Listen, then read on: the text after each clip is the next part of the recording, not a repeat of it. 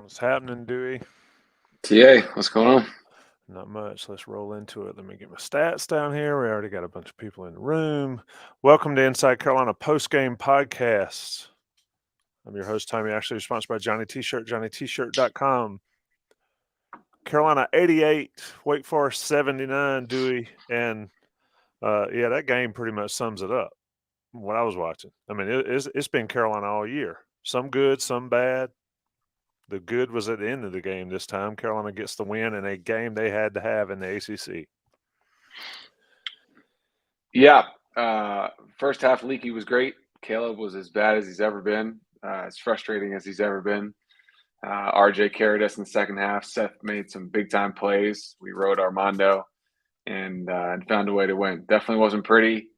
And, perhaps they found an identity there down the stretch, picking up full court and getting into the perimeter players for Wake a little bit more, which I thought was really spearheaded by Seth and his energy. But by no means was it pretty. They out-rebounded us. A lot of timely shot making by RJ probably is what ultimately saved the game for us. Yeah, RJ, we talk about how Carolina lives and dies with him. Let's talk about Seth Trimble, though. Let's start the show with somebody different. Seth Trimble played 22 minutes tonight, 4 for 4 from the field, 3 for 4. I just think he creates some issues for other teams. I'll call it that way and then let you expound on it. I think this guy's going to be really, really good. Yeah. He already is, but I see a really, really good point guard in North Carolina's future. Yeah, I mean he's got a mentality that he brings and a toughness and then the obvious athleticism and explosiveness. But for a freshman to be as aggressive as he is on the defensive end and have no problem getting up underneath and into the perimeter players. Does he make mistakes? Sure, and that stuff will come. But I really thought his energy was a key turning point in the second half.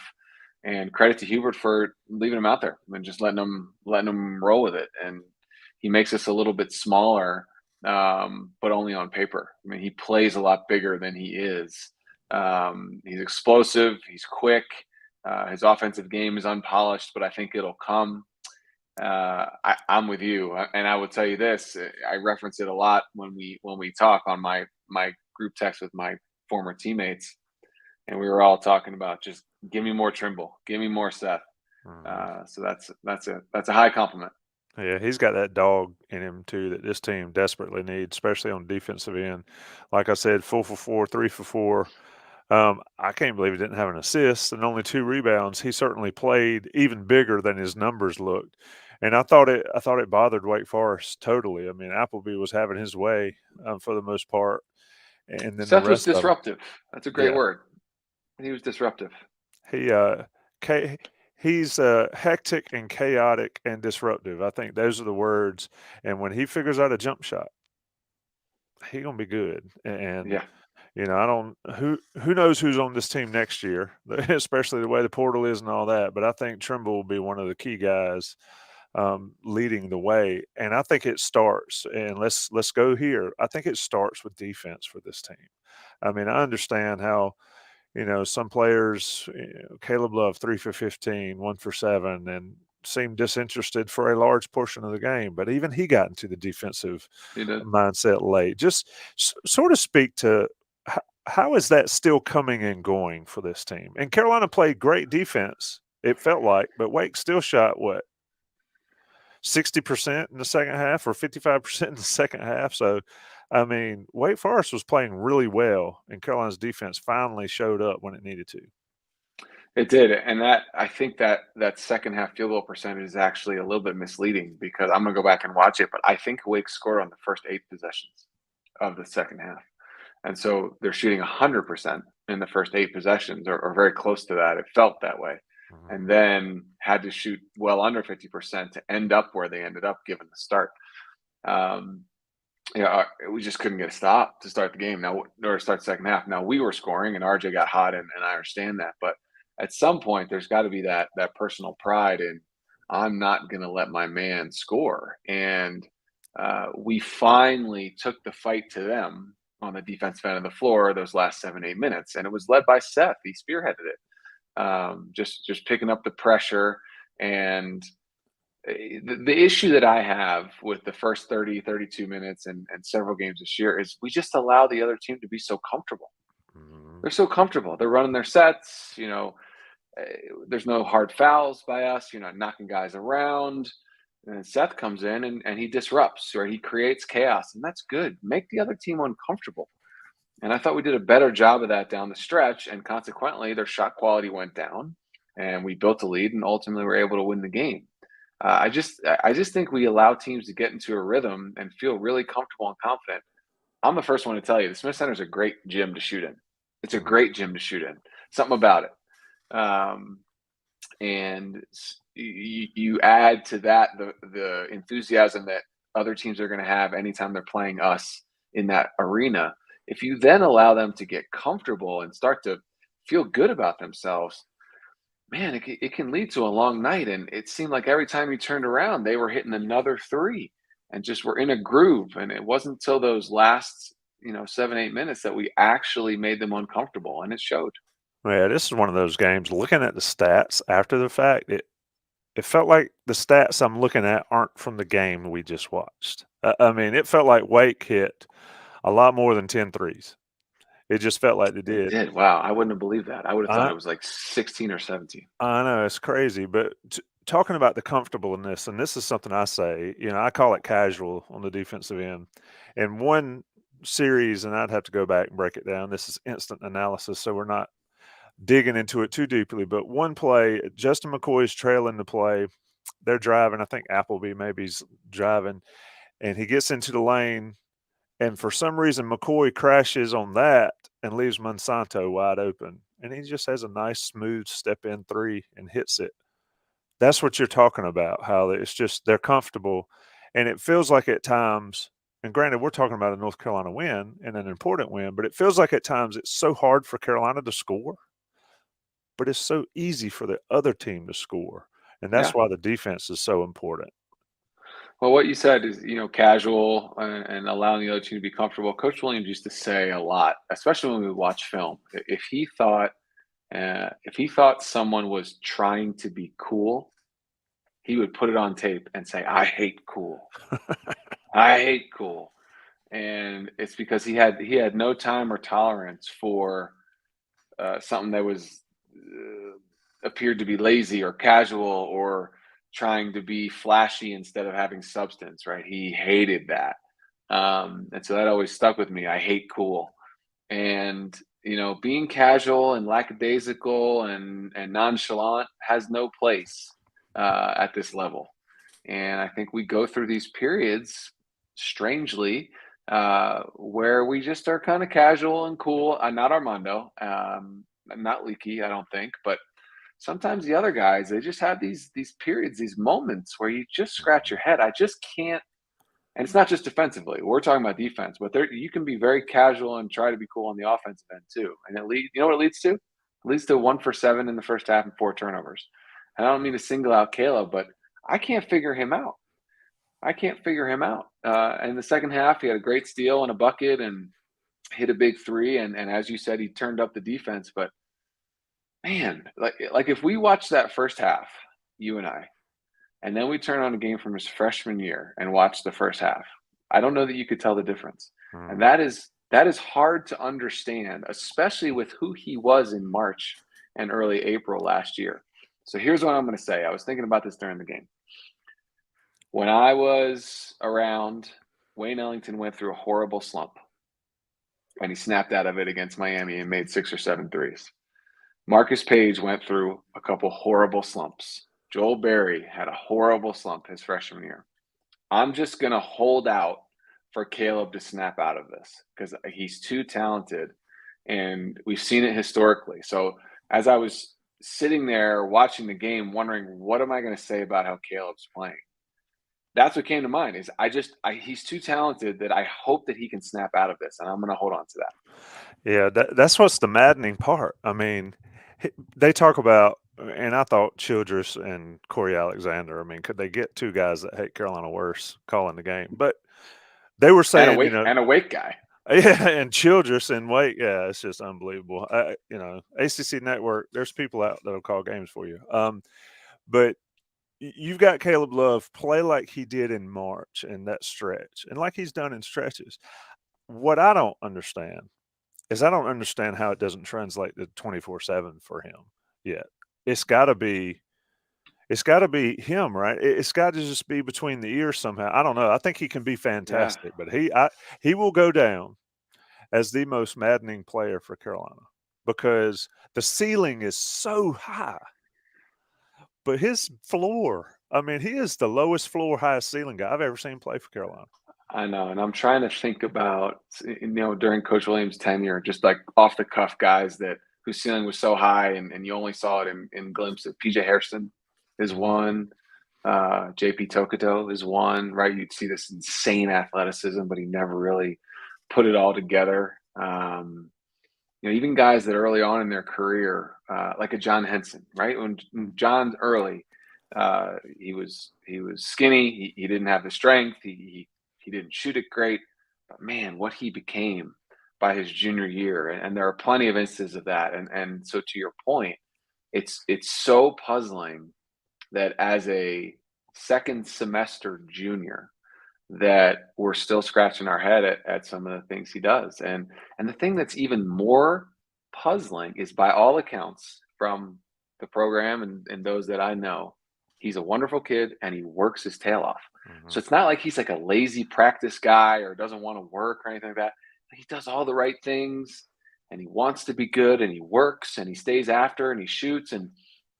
But I don't know, to your point, but between the years, I don't know if it's nerves or what. But like I said, I'm going to hold out hope that he's going to snap out of it. He's too talented not to. And I wouldn't say it if he wasn't known to be a worker. But that is his reputation in the program, is that he works. Yep. And if he didn't work, you say, you know, and maybe that's why Hubert sticks with him and it has so much faith in him, because he sees how he works. Yeah. I mean, yeah, the ceiling is so high, and that yeah. I mean, I think he would agree with it. I don't. A lot of people in the chat and people on message boards and all want to try to get into the mind. I just don't understand it. But yeah, we know it's in there. It's kind of like Mhm. if we stop yelling at you, it's because we don't think you can give anymore. That's one of Right. the coach I think who said that. One of the NFL coaches. Once I stop yelling at you, it's because I think you're done. And I just think Caleb Love, he's going to be good. He's going to be needed for this team. His backcourt mate, R.J. Davis, he's struggled, and there have been some issues there, but not tonight, Dewey. What'd you see from him that really got him going? Because he certainly shot it with some confidence, 5 for 8 from three. An efficient 27. That's what I like to see. I don't like to see, 5 for 20 and 27, but 9 for Mhm. 14 and 27. That's good, RJ, right there. It was, and he was very aggressive in hunting his own to start the second half, right? Even though he's the point guard and getting us into our sets, he clearly felt like he needed to try to get the ball in the basket himself. And I don't know if that's because his backcourt mate was struggling, or the guys on Wake's backcourt had it going, both their guys. But a very clear effort to be more aggressive in seeking his own shot, and then obviously was ripping them. I think that he does such a tremendous job of getting a good base under him and being on balance. Every one of those threes, even the one in transition where he was on the move left to right and got the pass from Mondo, got square straight up and down. I mean, his shooting fundamentals are actually really, really good. And then he at times plays bigger than he is, right? He's a great rebounder for his size. He got to the rim and had that really nice layup on the pick and roll. But yeah, just an aggression to find his own, because perhaps because Caleb was struggling, but we needed all of them. That was Yeah. for sure, because like I said, when he was doing his thing in that start of the second half, that was when Wake scored 6 to 8 possessions in a row. So we needed every one of them. Yeah, and your point there about his shooting form and all, he always seems like he doesn't he may take a bad shot, but he doesn't take a bad form shot. No. It still looks good. It might be a bad time or bad spot, but it still looks good. And he was hot tonight. And Leaky, I thought Leaky might go for 20, 25 tonight. I know. I was like, go get 30, Leak. We might need them all. But the point that I made on Twitter during that run is Leaky's hot. Baycott's playing decently well there. And then we talked about Caleb, but then the offense just comes to a crashing halt. Speak to Leaky's game there, though. I mean, not as many rebounds as he gets, not as many assists as he gets sometimes, but career high 18 points and 3 for 5 from 3. Carolina doesn't need that from him every night, but they need him to be efficient like that every night. They do, yeah. And everybody feels good when you see a couple go in. But what I liked more was his slashing to the basket and getting to the rim. Had that chance for back-to-back 3-point plays. Obviously got the steal and the dunk late, but he goes through periods where he's not aggressive and doesn't slash. And I thought once he made those threes, he started to feel good and then attacked the rim, which was great. The one thing we didn't talk about is we did do a better job getting in transition in this game. We forced a lot more turnovers and we got out and ran. And as we've talked about all year, you mentioned it earlier, we go through these periods where it's just like death trying to score. And so any game that we get, it feels weird to say historically as a Carolina, person, but any game we can get into double digits in transition points is better than what we've shown, right? Historically, at least this season. And we got on transition and ran a little bit more and pushed the pace. And, we're always going to feel more comfortable in the games in the 80s and 90s than if it's in the 50s and 60s. And it got there because we caused turnovers and we pushed the pace. Which great. Like I said, the stats are weird because it says Carolina caused 15 turnovers for Wake and had 32 points off those turnovers. So that means they literally scored on every turnover they got. That cannot be right. And they scored 2 threes in it. They got 2 birdies in there. Let's talk. Well, somebody mentioned Pete Nance. Pete Nance tweaked his back. I think he tweaked it against Pitt, and he was out, and he looked like he did it again. So that's why he was out. And as far as Justin McCoy, I thought he gave some good minutes in the first half there. He can be decent, but 17 minutes is a lot. But I want to close it before I open the floor for you to talk about Baycott. And one thing that Alexander and Childress did talk about is he needed to quit backing down. He needed to turn and face and then use his quickness. One thing I like to see is when guys just play Baycott straight up rather than that flopping, trying to draw charges on him. Because when they do that, Baycott can eat big time. What'd you see from the big guy? Yeah, I thought it was great. I mean, it's like we just accept that we're going to get 22 and 12 out of him. I don't know what his final stat line was just because it's not right in front of me. But what I really liked was the versatility and some of the ways that he scored, right? You had at least 3, maybe 4 left-handed finishes tonight. You had a jump hook. You had a bucket in transition. He shot the free throw well. Look, first-team All-ACC guy, should probably be the ACC Player of the Year, depending on how the rest of the year goes. He's playing like an All-American. I mean, let's just be very direct. He's playing like an All-American, and we've talked about this several times. I just think he plays harder than anybody else. On the other team or on our team, and his effort level is exemplary. And we can ride him, but he can't do it by himself. We need our perimeter players to consistently play better and shoot a higher percentage, meaning Caleb and RJ, because you don't know what you're going to get from person 4 through 7. The constants have to be those 3. And it wasn't Caleb's night. It was RJ's night. Mondo was great. Leaky stepped up. Seth was great. For us to do the things that we all hoped we could do or repeat from last year, our big 3 have to figure out a way to be all as consistent as Armando. Armando's going to be there. RJ and Caleb need to come to that level.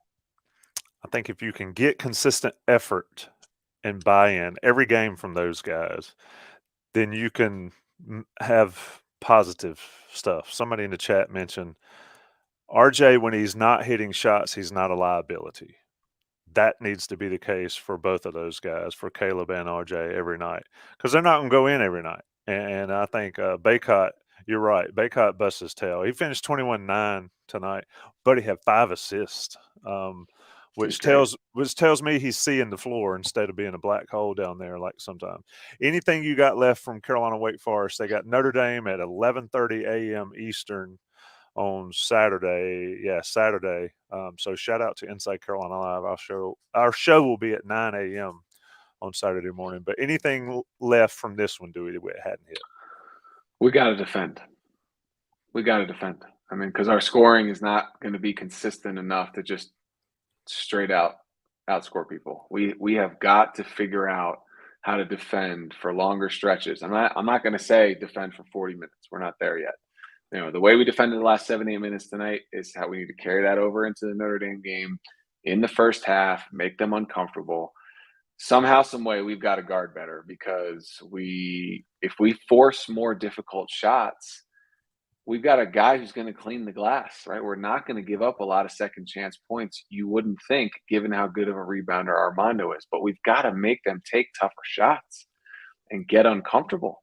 That's my thing. We got to guard. Simple as that. Yep, definitely. Carolina wins 88-79 in a game. Like I said, I felt like they had to have, especially since they dropped the Pittsburgh game, even though Pittsburgh's turned out to be pretty good. And did you happen to see the the NC State Duke score, Dewey? How could I miss it? I mean, it's hard not to hope they both lose, but all those highly recruited kids, they just went into Raleigh and got stomped. 18-0 start. It was like 20-2 is when I turned it on. I was like, is that a glitch? Yeah. PNC was rolling. Yeah. I mean, the ACC is not getting a lot of hype nationally, but I think just about anybody can beat anybody on a given night. And that's why Carolina, to your point, has got to defend each and every night. It's been the post game Inside Carolina. Shout out to the 250 or so folks in here. That's Dewey Burke. I'm Tommy Ashley. It's been Inside Carolina and Johnny T-shirt. Thanks, Dewey. Thanks to you.